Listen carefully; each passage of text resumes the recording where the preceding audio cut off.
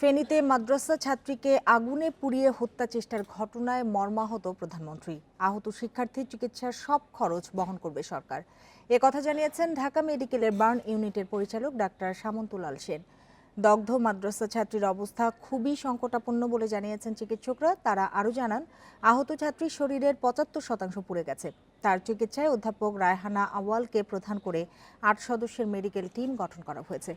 দগ্ধ শিক্ষার্থীর স্বজনরা জানান, অধ্যক্ষের বিরুদ্ধে আগেও এমন অভিযোগ থাকলেও কোনো ব্যবস্থা নেয়নি প্রশাসন। আগুনে পুড়িয়ে হত্যা চেষ্টার ঘটনায় মামলা করার প্রস্তুতি নেওয়া হচ্ছে বলেও জানান স্বজনরা।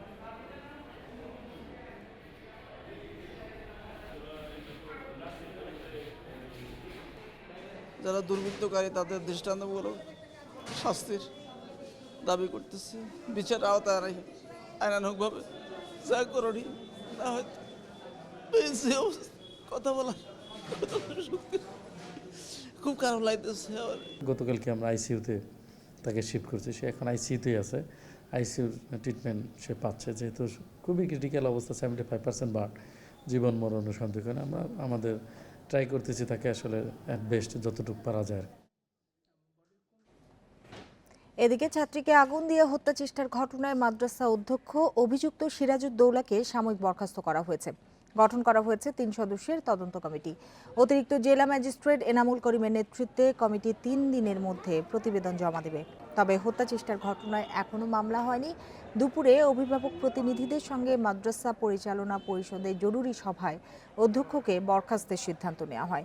জানানো হয় ১০ দিনের জন্য বন্ধ থাকবে মাদ্রাসার শিক্ষা কার্যক্রম। শ্লীলতাহানির মামলার জেরে শনিবার ছাত্রীর গায়ে আগুন দিয়ে হত্যা চেষ্টার অভিযোগ ওঠে অধ্যক্ষের বিরুদ্ধে।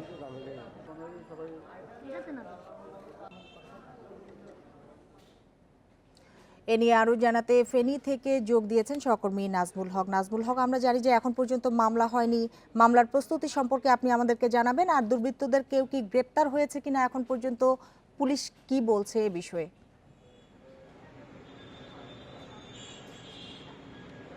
আপনি যেমনটা বলছিলেন, আজকে সকালবেলা মাদ্রাসা পরিচালনা পর্ষদের গভর্নিং বডির একটি জরুরি সভা ডাকা হয়েছিল।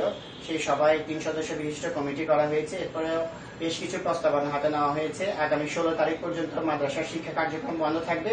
যেহেতু এটি পরীক্ষা সেন্টার, এখানে পরীক্ষা কার্যক্রম চলাচল করবে, মানে সচল থাকবে।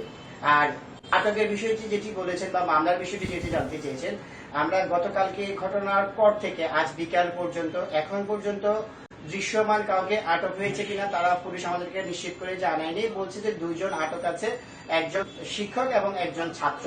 কিন্তু তারা কারা, কি নাম এবং এই মামলাটা আদৌ হচ্ছে কিনা বা কেন হচ্ছে না, কেন পিছাচ্ছে, এই বিষয়ে কোনো তথ্য তারা আমাদেরকে দিতে পারেনি। বলছে যে পরিবারের পক্ষ থেকে মামলা করা হলে তারা মামলাটি নেবেন। যেহেতু পরিবার সবাই এখন ঢাকায় অবস্থান করছেন চিকিৎসার জন্য, পরিবারের কেউ এখন ফেনীতে নেই, যে কারণে মামলার অগ্রগতি নেই। তবে পুলিশ বলছে যে তারা বিভিন্নভাবে এটি তদন্ত করছেন, পুলিশের বিভিন্ন শাখা এটিতে কাজ করছে।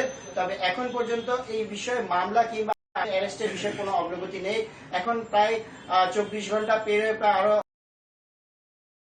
আর শিক্ষা কার্যক্রমে আসলে দৃশ্যমান কোনো অগ্রগতি এই অধ্যক্ষকে বহিষ্কার করা হয়েছে এবং বহিষ্কার ডেটটি দেখা হয়েছে যেদিন মামলাটা হয়েছিল গত মাসের ২৭ তারিখ, সেদিন থেকে বহিষ্কার করা হয়েছে।